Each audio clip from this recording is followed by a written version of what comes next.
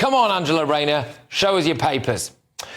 The Labour Party is in a massive mess over her alleged tax scandal, and it goes away overnight if she publishes her tax advice and makes it public. Sir Keir Starmer, who could himself be forced before the Privileges Committee and even suspended from Parliament over the Gaza ceasefire vote, is absolutely squirming over this. Here he is this morning. She's not broken any rules. She's in fact taken legal and tax advice which has satisfied her and us and me. Hang on, though. How can it satisfy him? Because here he is telling our political editor, Christopher Hope, just moments later that he hasn't seen her tax affairs for himself. Saying she's cleared, but you haven't asked to see the actual evidence to show she is cleared. I don't need to. It's not appropriate for me to see that legal advice. So he's deliberately refusing to see the evidence. I mean, the only reason you would do that is if you want to be able to wash your hands of it if it all goes wrong, surely. I mean, he wasn't saying this when a Tory politician was under the cosh from HMRC. And Rayner's now using this bizarre line. She's saying that she'll publish her tax affairs if the Tories publish theirs. Happy if we are going to have a level playing field and we suddenly decide that Conservative ministers need to hand over their tax affairs. I'm happy to, if you show me yours and I'll show you mine. Well, hang on. The police aren't currently reassessing whether or not to get involved in any Tory tax affairs, are they? As far as we know anyway, Miss Rayner. A bit of deflection doesn't change the fact that there may well be a capital gains issue on a second home, and the police may well not have investigated that properly and spoken to key witnesses or indeed seen key evidence. I mean, she can't just keep saying this. Since those allegations were put to me, I got expert advice because I had advice at the time. I don't have an accountant. I was a home care worker.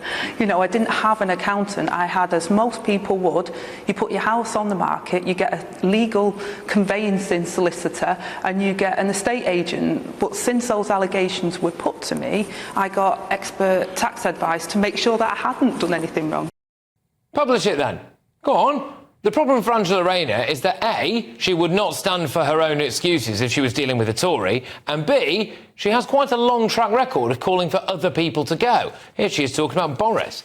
You can't answer a simple question of was you at this party at your residence or not during lockdown when people weren't able to see their loved ones who were dying. It's pretty despicable that he's treated the British public with contempt by not answering that question and trying to hide behind Sue Gray's investigation. This allegation's very serious for the Prime Minister. It's a very simple question, was you there or not? And if he was there, then his position's untenable.